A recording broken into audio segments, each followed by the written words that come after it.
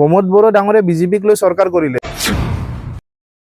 সেন্ট্ৰেলত BJP চৰকাৰ, ষ্টেটত BJP চৰকাৰ, বিটিচিতো BJP চৰকাৰ। আপুনি কওক বিটিচিত কেইখন নতুন ইণ্ডাষ্ট্ৰী হ'ল, বিটিচিত কেইখন নতুন চাকৰিৰ কাৰণে দিয়া হ'ল। তেওঁলোকতে কৈছে 17 বছৰ BPF খাই দিলে। শুনাই নাই যে বিটিচি গভৰ্ণমেণ্টৰ আণ্ডাৰত যোৱা 4 বছৰত এটা চাকৰি হ'ল বুলি। যেতিয়া চাকৰি নহ'ব, মানুহৰ হাতত পইচা নাথাকিব, এমপ্লয়মেণ্ট নাথাকিব, তেতিয়ালৈ আপুনি কেনেকৈ আশা কৰিব পাৰে যে আপোনাৰ এখন সমাজ ব্যৱস্থা উন্নত হ'ব পাৰে বুলি। সাম্প্ৰদায়িক ৰাজনীতিৰ দিনটো এতিয়া শেষৰ ফালে। 2024 লোকসভাই এটা হিন্টছ দি দিছে যে সাম্প্ৰদায়িক ৰাজনীতি কোনো বস্তুৱে পাৰ্মানেণ্ট নহয়। পোনপ্ৰথমে সকলো সাংবাদিক বন্ধুসকলৰ নমস্কাৰ। মই বিপ্ৰজিত তালুকদাৰ, আপোনালোকে জানে মই কোকৰাঝাৰ জিলা কংগ্ৰেছৰ প্ৰাক্তন প্ৰশাসনিক সাধাৰণ সম্পাদক আছিলোঁ আৰু বৰ্তমান যিহেতু আমাৰ জিলা কংগ্ৰেছৰ পুনৰাবৃত্তি ঘটি আছে, তো এতিয়া দলৰ আদেশ আৰু উপদেশৰ কাৰণে আছোঁ। নতুনকৈ আমাৰ যি আদেশ আহিব সেইখিনিতে আমি কাম কৰিম।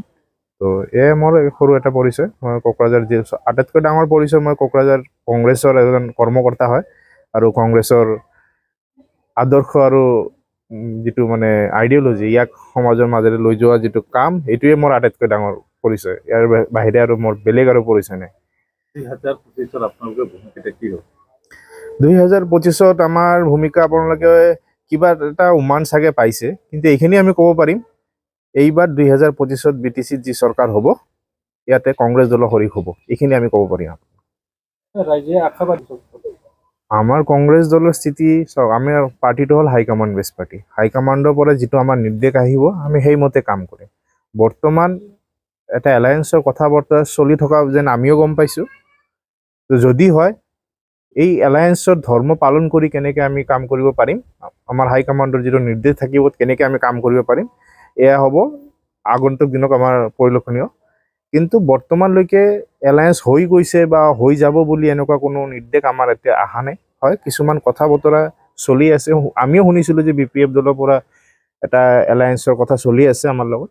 যদি হয়, ইট ইজ মষ্ট ৱেলকাম। আপোনালোকে জানে, যদি BPF আৰু কংগ্ৰেছৰ যিটো ভোট শ্বেয়াৰ হয়, ইয়াক যদি একগোট কৰি দিয়া যায়, এয়া আটাইতকৈ ডাঙৰ ভোট শ্বেয়াৰ হয় BTCত। আৰু এই ভোট শ্বেয়াৰেৰে আমি BTCখন আকৌ এটা সুশাসন ব্যৱস্থা স্থাপন কৰিব পাৰিম বুলি আমি ভাবোঁ। যদি আমাৰ কোনো নিৰ্বাচনী মিত্ৰতা নহয় আমাৰ দলৰ হাইকমাণ্ডৰ ফালৰ পৰা, আমি অকলে নিশ্চয় পাৰ্টিচিপেট কৰি আমি 40খন চিটতে আমি প্ৰাৰ্থী দিবলৈ আমাৰ এটা আশাবাদী আছোঁ।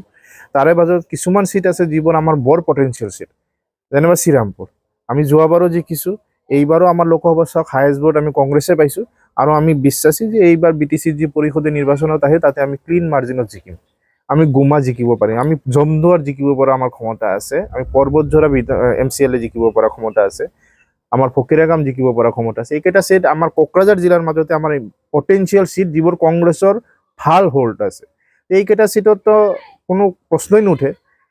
বাকী যিবোৰ চিট থাকিব, ইয়াত যদি আমাৰ দলে হেৰি কৰে আৰু আমাৰো এটা পৰিচালনা চলি, যদি মিত্ৰতা নহয়, কংগ্ৰেছে নিশ্চয় প্ৰতিদ্বন্দ্বিতা আগবঢ়াব। কুমাৰ দে সাম্প্ৰদায়িক ৰাজনীতি কৰিছে বুলি কি ক'ম, গোটেই BJP পাৰ্টিখনে সাম্প্ৰদায়িক ৰাজনীতি কৰে।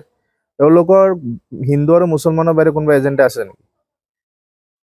আমি ডেভেলপমেণ্টৰ কথা কওঁ, আমি কওঁ তেওঁলোকে যে যোৱা BTC ইলেকশ্যনত যিবোৰ প্ৰমিছ কৰি আহিলে, 10,000 আনএমপ্লয়মেণ্ট, 10,000 এমপ্লয়মেণ্ট হ'ব এভৰি ইয়াৰ, কি হ'ল?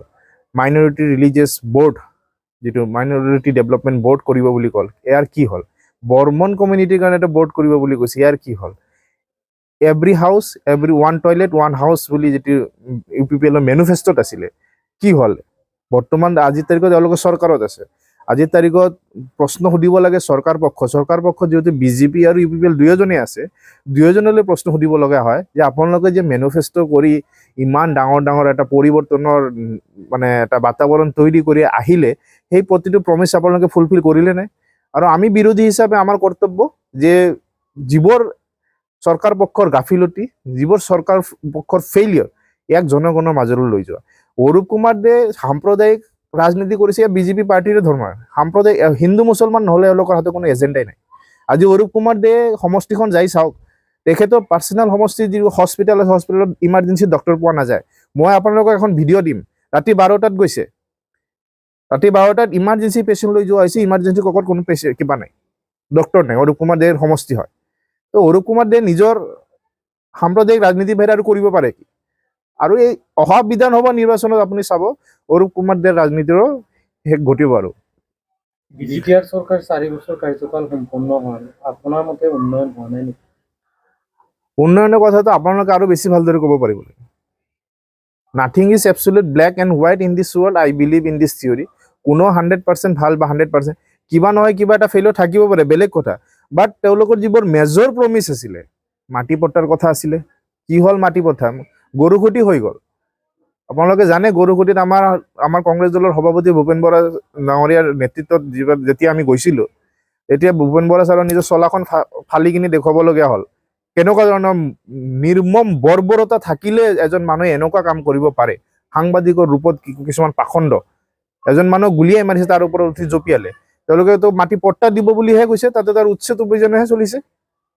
সাম্প্ৰদায়িক ৰাজনীতি অফুৰাই কংগ্ৰেছে প্ৰতিব বুলি আপোনালোকে আশাবাদী? আমি যথেষ্ট আশাবাদী আৰু আমি কৰি দেখুৱাম।